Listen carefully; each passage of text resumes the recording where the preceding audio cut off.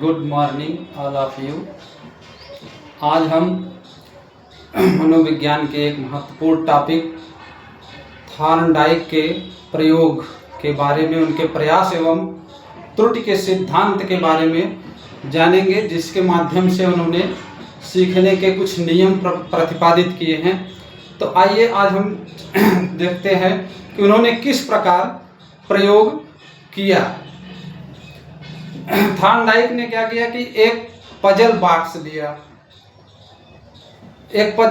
लिया, उसमें लीवर लगा हुआ था जो कि अंदर से खुलता था दबाने पर, और एक भूखी बिल्ली को उस बॉक्स में बंद कर दिया और उसके बाद उस बॉक्स के सामने जो है एक प्लेट में मछली रख दिया।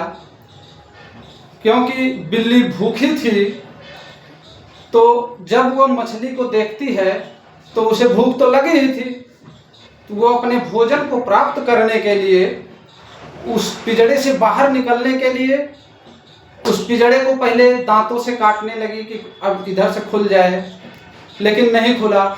उसमें कूदना, इधर उधर उछल कूद मचाना शुरू की, उछल कूद करती रही, लेकिन नहीं खुला। अचानक जो है उसी उछल कूद के दौरान उसका पैर उस लीवर पर पड़ जाता है और वह लीवर जो है पैर से दबने के कारण खुल जाता है और बिल्ली बाहर आ जाती है और अपने भोजन को प्राप्त करती है।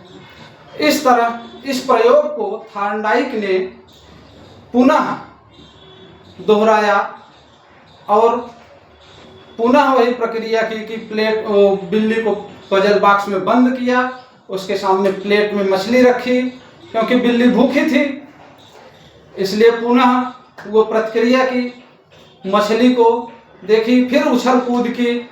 लेकिन दोबारा उछल कूद करने में थॉर्नडाइक ने देखा कि इसमें और पहले से कुछ कम समय में ही पजल बॉक्स का लीवर दब जाता है और पजल बॉक्स खुल जाता है।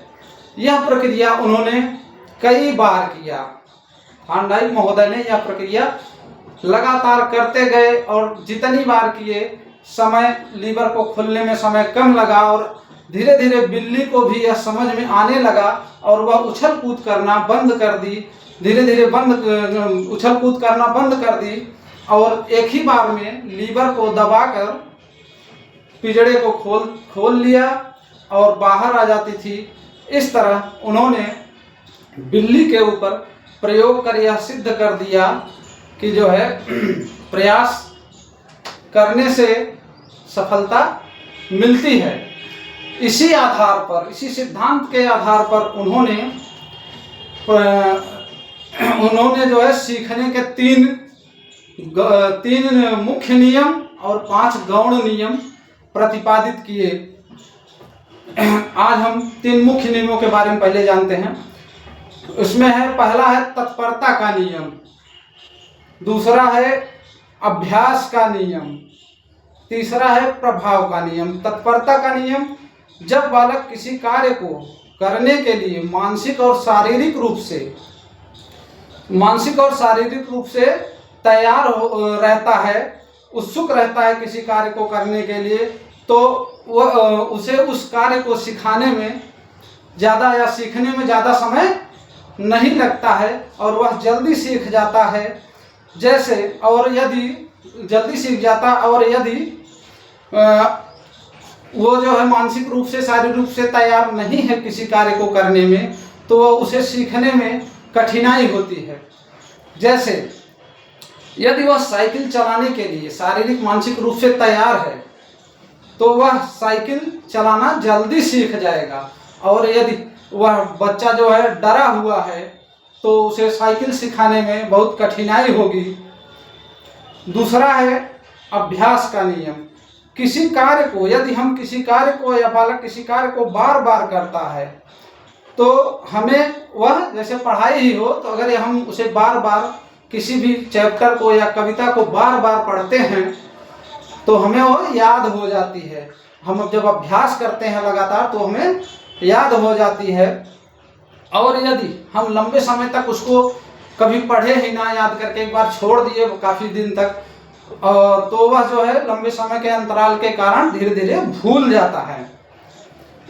उदाहरण के जैसे गणित के सवालों को ले लें, इसमें उदाहरण के लिए जैसे गणित का सवाल है, अगर गणित के सवालों को जब हम बार बार दोहराते रहते हैं तो हमें वो आसानी से सीखने में आसानी होती है, या हम आसानी से सीख जाते हैं। और यदि हम काफ़ी लंबे समय तक उसको छोड़ देते हैं, नहीं अभ्यास करते हैं, नहीं दोहराते हैं, तो उसके फार्मूले धीरे धीरे भूल जाते हैं।